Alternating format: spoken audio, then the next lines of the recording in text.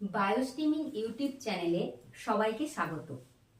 আগের দিন আমরা জীবন ও তার বৈচিত্র্য চ্যাপ্টারে জীবনে কিভাবে উৎপত্তি হয় সেই সম্পর্কে আলোচনা করেছিলাম। আজকে আমরা জানব যে জীববিদ্যার বিভিন্ন শাখাগুলোর সম্বন্ধে, অর্থাৎ ব্রাঞ্চ অফ বায়োলজি।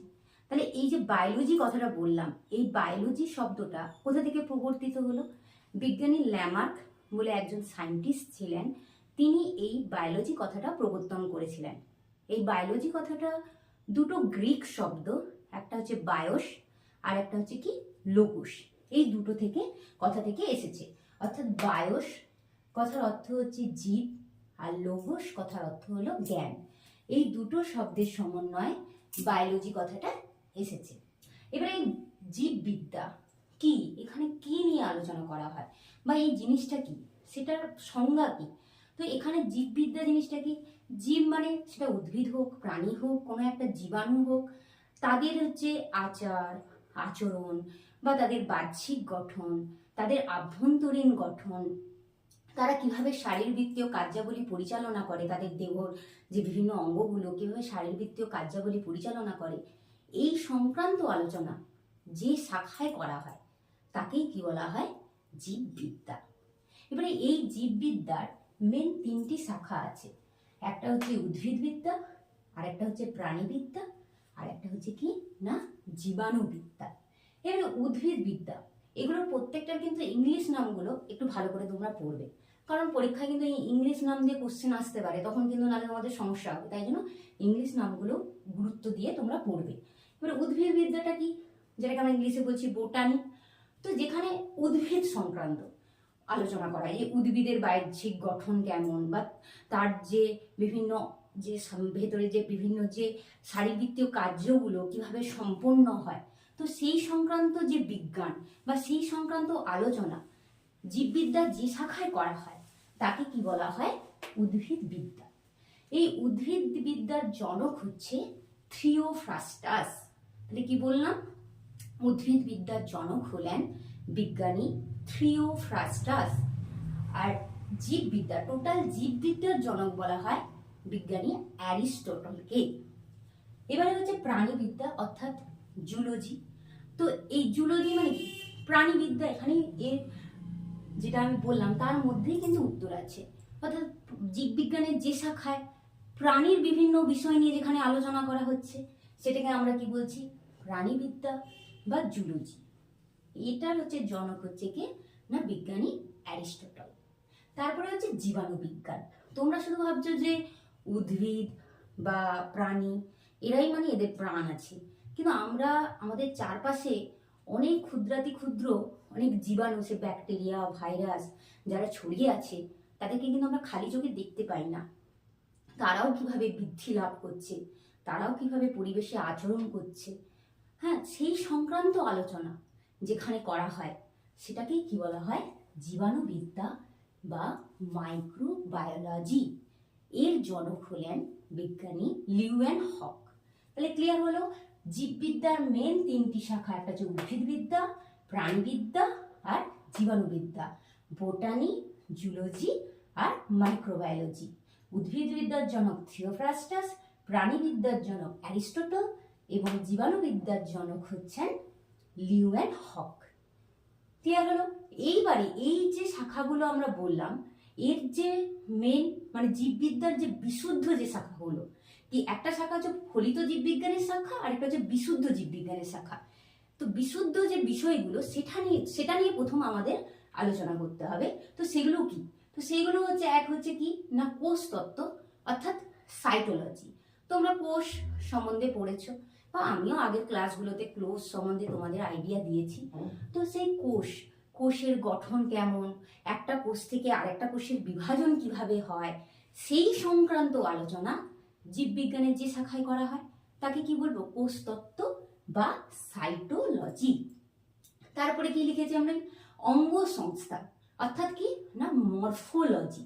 অঙ্গ সংস্থান মানে যে কোনো জীব তার যেখানে তার বাহ্যিক গঠন নিয়ে আলোচনা করা হয়, মানে যে কোনো জীবের বিভিন্ন যে অঙ্গের তার বাহ্যিক গঠন নিয়ে যেখানে আলোচনা করা হয় তাকে বলা হয় কি না মরফোলজি। তাহলে যে শাখায় আলোচনা করা, তাহলে আমরা কি সংজ্ঞাটা কি বলবো, যে জীববিজ্ঞানের যে শাখায় বিভিন্ন জীবের বিভিন্ন অঙ্গের বাহ্যিক গঠন নিয়ে যেখানে আলোচনা করা হয় তাকে কি বলা হয়, অঙ্গ সংস্থান বা মরফোলজি।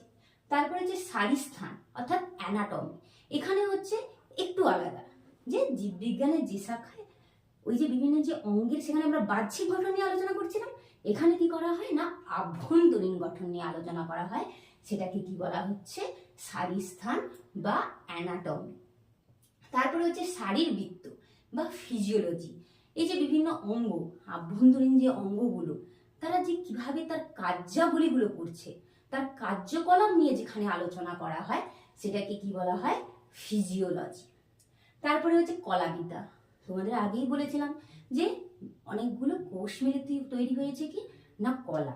তাহলে এই কলাগুলো কিভাবে কাজ করছে বা কিভাবে গঠিত হচ্ছে, তাদের আকার আকৃতি কেমন, তোমাদের কলা সম্বন্ধে আমরা বলেছিলাম কি কলা হয় উদ্ভিদদের ক্ষেত্রে প্যারেনকাইমা, কোলেনকাইমা, স্ক্লেরেনকাইমা, প্রাণীদের ক্ষেত্রে আবরণী, পেশি, স্নায়ু, এরকম বিভিন্ন ধরনের কলা হয়ে থাকে। এই কলাগুলো কিভাবে কাজ করছে সেই সংক্রান্ত আলোচনা যেখানে করা হয় তাকে কি বলা হয়, কলাবিদ্যা বা হিস্টোলজি। কি বলে, কলাবিদ্যা বা হিস্টোলজি। এবার হচ্ছে কি না ভ্রূণ বিদ্যা, যেটাকে আমরা কি বলছি এমব্রায়োলজি। হ্যাঁ, তাহলে ভ্রূণ, আমরা যখন মাতৃজঠরে, সে যে মানুষ হোক বা কোনো পশু পাখি যাই হোক, মাতৃজঠরে সে থাকে কি একটা যে সময়টা থাকছে ভূমিষ্ঠ হওয়ার আগে পর্যন্ত, সেই সময়কালটাকে আমরা কি বলছি, ভ্রূণ বলছি। তাহলে এই ভ্রূণের কিভাবে বৃদ্ধি হচ্ছে, কখন তার নখ গঠিত হচ্ছে, কখন তার চুল গঠিত হচ্ছে, কখন তার স্নায়ুতন্ত্র গঠিত হচ্ছে, কখন তার রক্ত গঠিত হচ্ছে, বা কোন স্তর থেকে কোনটা গঠিত হচ্ছে, এই সংক্রান্ত যে আলোচনা, অর্থাৎ ভ্রূণ সম্পর্কে, একটা ভ্রূণের কোন সপ্তাহে সে কিভাবে তার বৃদ্ধি লাভ করছে, সেই সংক্রান্ত আলোচনা জীববিজ্ঞানের যে শাখায় করা হয় তাকে কি বলা হয়, ভ্রূণ বিদ্যা বা এমব্রায়োলজি। তারপরে হচ্ছে বংশগতি বা জেনেটিক্স। এইটা নিয়ে আমরা ক্লাস 10-এ খুব ডিটেলসে আলোচনা করব। তো বংশগতি জিনিসটা কি, এই যে বাবা মার বৈশিষ্ট্য সন্তানের মধ্যে, তার বৈশিষ্ট্য, সেই সন্তান যখন বড় হচ্ছে তাদের যখন সন্তান হচ্ছে তার বৈশিষ্ট্য তার সন্তানের মধ্যে, তাহলে এই যে বৈশিষ্ট্যগুলো এই যে ধারাবাহিকভাবে পরিবাহিত হচ্ছে, হ্যাঁ, তাহলে সেই সংক্রান্ত যে আলোচনাগুলো যে কিভাবে পরিবাহিত হচ্ছে সেই সংক্রান্ত আলোচনা জীববিদ্যার যে শাখায় করা হয় তাকে কি বলা হয়, বংশগতি বা জেনেটিক্স। বা বিভিন্ন বংশগত বিভিন্ন রোগ সম্বন্ধে, যে থ্যালাসেমিয়া, বর্ণান্ধতা, হ্যাঁ, এগুলো বিভিন্ন ধরনের রোগ, হিমোফিলিয়া, এই সংক্রান্ত যে আলোচনা যেখানে করা হয় তাকে কি বলা হয়, বংশগতি বা জেনেটিক্স। হ্যাঁ, তারপরে হচ্ছে অভিব্যক্তি বা ইভলিউশন আমরা প্রথম ফার্স্ট ক্লাসে পড়েছিলাম, যেখানে আমরা জীবনের বৈশিষ্ট্য পড়েছিলাম, যে একটা সরলতম জীব থেকে কিভাবে জটিলতম জীবের উৎপত্তি ঘটছে। তাহলে কি একটা নির্দিষ্ট ধারাবাহিক প্রক্রিয়ায় যে হচ্ছে, এই যে সংক্রান্ত যে আলোচনা যেখানে করা হচ্ছে তাকে কি বলা হচ্ছে, অভিব্যক্তি বা এভলিউশন। তারপর হচ্ছে প্রত্নজীববিদ্যা বা প্যালিওন্টোলজি। প্রত্নজীববিদ্যা মানে জীবাশ্ম। আমরা জানি জীবাশ্ম যে পাললিক শিলার স্তরে স্তরে, তোমরা জিওগ্রাফিতে পড়েছো, জমে একটা কোনো একটা দেহাবশেষ জমে তার একটা ছাপ সৃষ্টি হয়। হ্যাঁ, তো সেই ছাপ থেকে আমরা বলতে পারি সেই জীবটার কখন উৎপত্তি হয়েছে বা সে সেই সময় কেমন দেখতে ছিল। কিছুটা হলেও আমরা এই জীবাশ্ম থেকেই তার বয়স কাল বা সে কখন উৎপত্তি হয়েছিল সেই ধারণা আমরা লাভ করতে পারি, বা কিভাবে তার উন্নতি হয়েছে সেটা আমরা ধারণা লাভ করতে পারি। তো এই সংক্রান্ত এই জীবাশ্ম নিয়ে যে আলোচনা জীববিজ্ঞানের যে শাখায় করা হয় তাকে কি বলা হচ্ছে, প্রত্নজীববিদ্যা। বিন্যাস বিধি এর ঠিক পরে, মানে আমাদের ক্লাসে এই যে আমরা যে পড়ছি জীবন ও তার বৈচিত্র্য চ্যাপ্টারে একটা ইম্পর্টেন্ট টপিক হচ্ছে এই বিন্যাস বিধি বা ট্যাক্সোনমি। এটা নিয়ে আমরা খুব ডিটেলসে আমরা পরবর্তী ক্লাসগুলোতে আলোচনা করব। এই জিনিসটা কি, যে আমরা জানি আমাদের চারপাশের পরিবেশে অগণিত জীব ছড়িয়ে আছে। হ্যাঁ, বিভিন্ন জীবের বিভিন্ন যে নামকরণ, তাকে তার বৈশিষ্ট্য দেখে তাকে আমরা কি করছি, প্রথমে শনাক্ত করছি। শনাক্ত করার পর তাকে নামকরণ করা হচ্ছে, করার পর কি করা হচ্ছে, একটা নির্দিষ্ট গোষ্ঠীতে শ্রেণীভুক্তকরণ করা হচ্ছে। তাহলে এই সংক্রান্ত আলোচনা জীববিজ্ঞানের যে শাখায় করা হচ্ছে তাকে কি বলা হয়? বিন্যাস বিধি বিধি বা ট্যাক্সোনমি। তারপরে হচ্ছে আণবিক জীববিদ্যা, অর্থাৎ কি মলিকিউলার বায়োলজি। আণবিক জীববিদ্যা যে বিভিন্ন যে জীবের বিভিন্ন যে কোষ আছে বা তার যে আভ্যন্তরীণ গঠনের যে আণবিক সংক্রান্ত বা আণবিক গঠন নিয়ে যেখানে আলোচনা করা হয় তাকে কি বলা হয়? আণবিক জীববিদ্যা। তারপরে অস্থি বিজ্ঞান, যেখানে অস্থি নিয়ে আলোচনা করা হয়, যে বিভিন্ন জায়গায় কোন অস্থি থাকে, তার নাম কি, সে কিভাবে কাজ করে, এইগুলো। বা বিভিন্ন, শুধু মানুষ নয়, বিভিন্ন হচ্ছে প্রাণীর ক্ষেত্রে, হ্যাঁ, কোথায় কি অস্থি থাকে, তার কার্যকলাপ কিভাবে সম্পন্ন করে, সেই সংক্রান্ত আলোচনা জীববিজ্ঞানের যে শাখায় করা হয় তাকে বলা হয় কি? অস্থি বিজ্ঞান বা অস্টিওলজি। তারপরে পেশি বিজ্ঞান বা মায়োলজি, পেশি সংক্রান্ত আলোচনা যেখানে করা হচ্ছে, তো সেটা হচ্ছে কি না পেশি বিজ্ঞান বা মায়োলজি। তারপর হচ্ছে মনস্তত্ত্ব বা সাইকোলজি।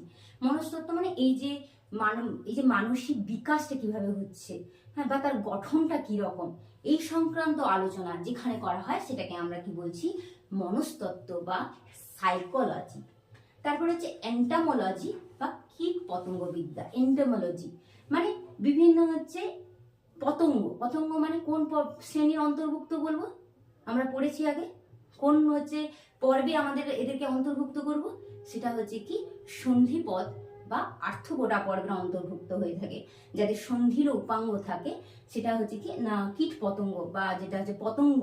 তো এদের নিয়ে যেখানে আলোচনা করা হয় সেটাকে কি বলা হয়? কীট পতঙ্গ বিদ্যা। আর একটা হচ্ছে পক্ষী বিদ্যা, যেটা হচ্ছে অ্যাভিস শ্রেণীর অন্তর্ভুক্ত।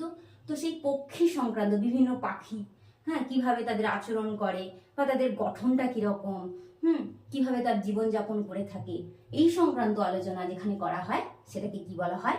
পক্ষীবিদ্যা বা অর্নিথোলজি। পক্ষীবিদ্যা বা অর্নিথোলজি।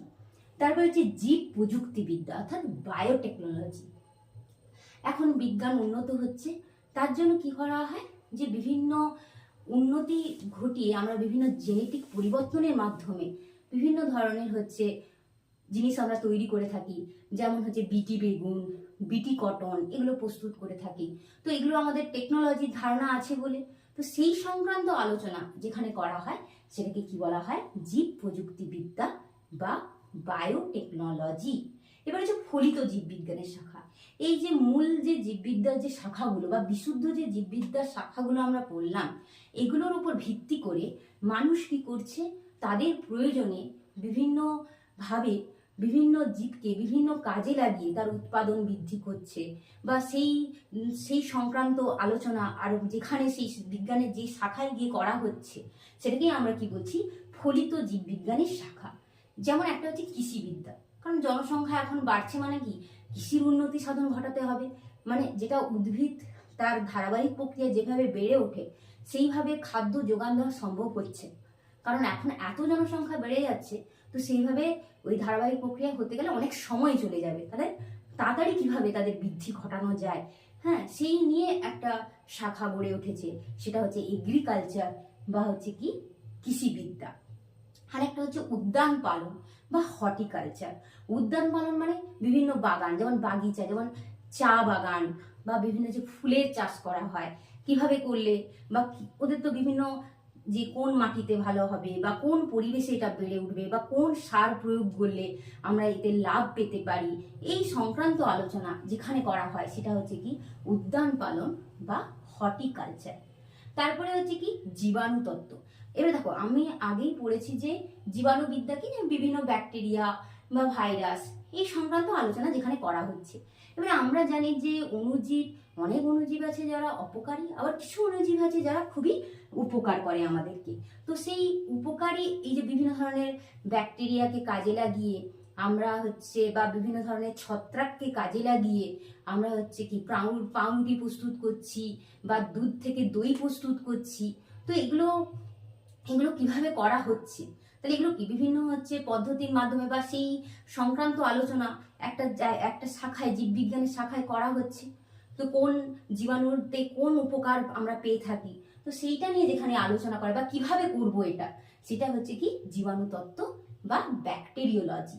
আর এখন হচ্ছে কি তারপরে যেটা পড়বো, যেটা মৎস্য চাষ বা যেটা হচ্ছে পিসি কালচার। কারণ এখন মানুষ বা তোমরা তো বাড়ির যে বাচ্চারা মাছ মাংস এইগুলো ছাড়া খাওয়ার মানে খেতেই কিছু ভালো লাগে না। তাহলে এত জনসংখ্যা বাড়ছে, সঙ্গে সঙ্গে এই সকল খাওয়ার চাহিদাও বাড়ছে, তাহলে কি আমাকে ফলনটা দ্রুত করতে হবে।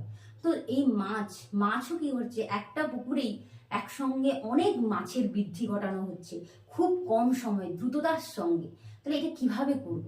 তাহলে কি প্রয়োগ করলে এটা করা সম্ভব হবে?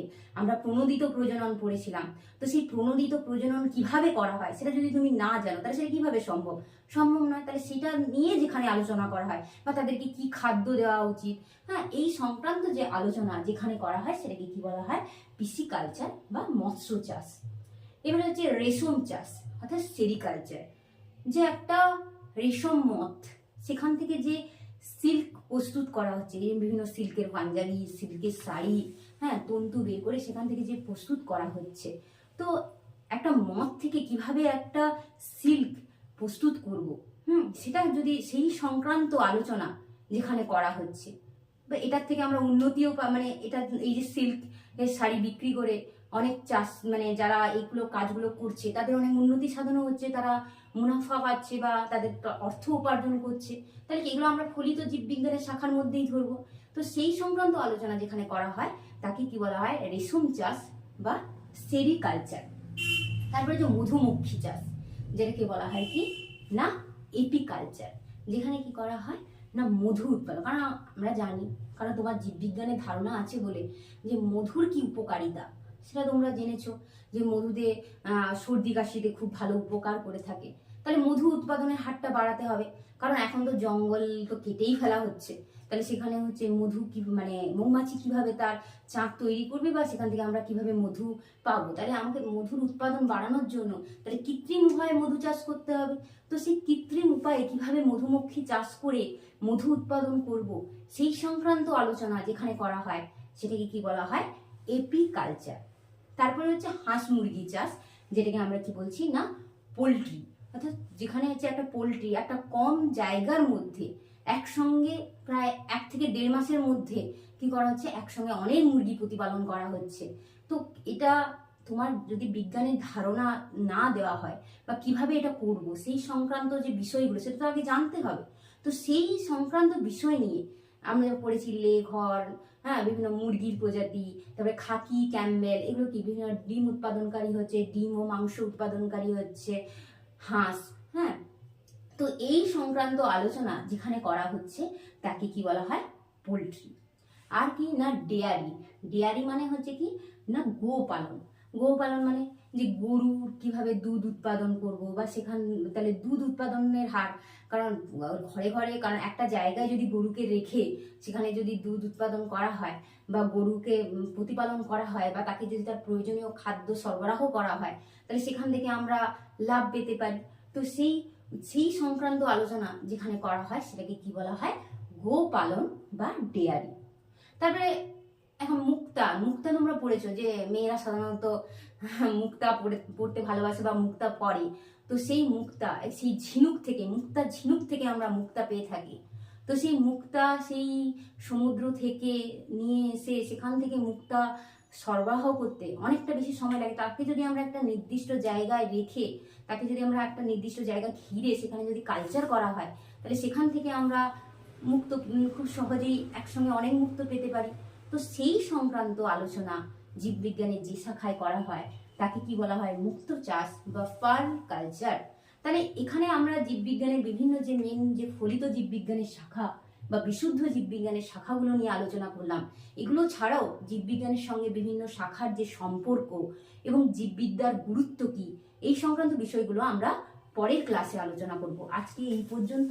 তোমরা এখান থেকে যেগুলো পড়বে এগুলো হচ্ছে সংজ্ঞাগুলো বা এগুলো কাকে বলে বা এগুলোর ইংলিশ নামগুলো বা উদ্ভিদবিদ্যা, প্রাণীবিদ্যা, জীবাণুবিদ্যার প্রবর্তক কে বা বায়োলজি কথাটার অর্থ কি, এটা কোথা থেকে এসছে, এটা পড়লে এটুকুই।